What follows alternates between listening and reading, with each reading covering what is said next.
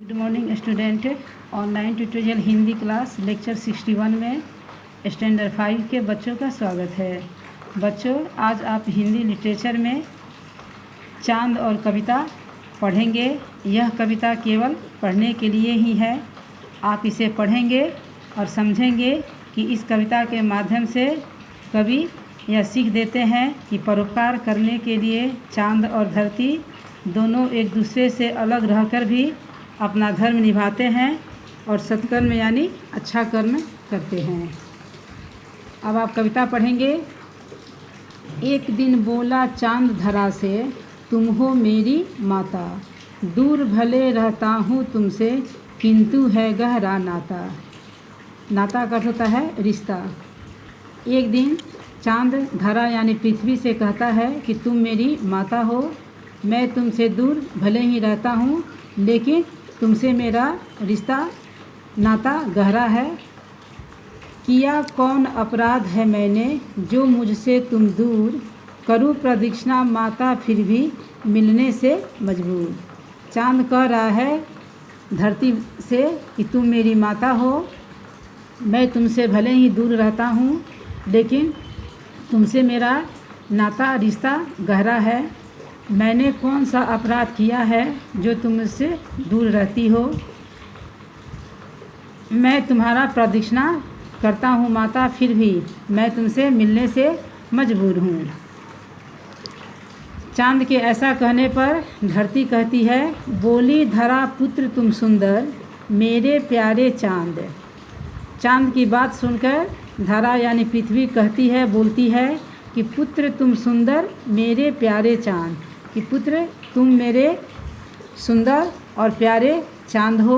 तुमसा नहीं प्रिय कोई मुझको, जग से न्यारे चांद। कह रहे हैं कि तुमसे कोई मुझे दूसरा प्यारा नहीं है, तुमसे कोई संसार में इस जग में तुमसे ज़्यादा कोई मुझे प्रिय नहीं है। तुम्हें देख मुस्काती हूँ मैं, खिल जाता मुख मेरा।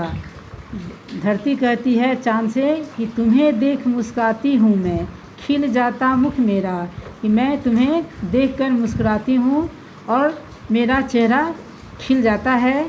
फिर उदास हो जाती हूँ देख दूर तुम्हारा डेरा।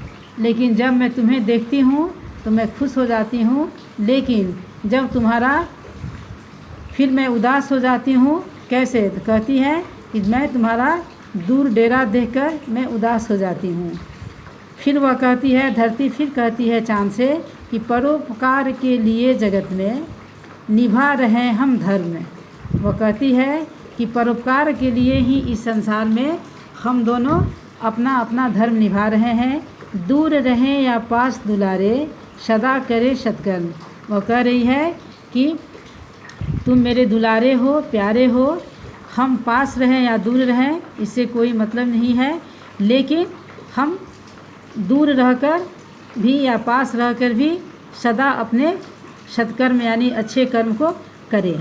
यानी कि धरती और चांद दोनों ही इस संसार के लिए परोपकार की भावना से अच्छे कर्म यानी सत्कर्म करते हैं। इस कविता के कवि हैं डॉक्टर रमेश मिलन। उन्होंने बताया है कि चांद भी धरती पर अपना प्रकाश देकर इस संसार को खूबसूरत बनाता है। धरती भी अगर धरती नहीं रहे तो इस संसार में जीवन यापन संभव नहीं है। तो बच्चों, आपने इस कविता के माध्यम से ये सीखा कि चांद और धरती दोनों ही एक दूसरे से अलग होते हुए भी अपने अपने धर्म को निभा रहे हैं।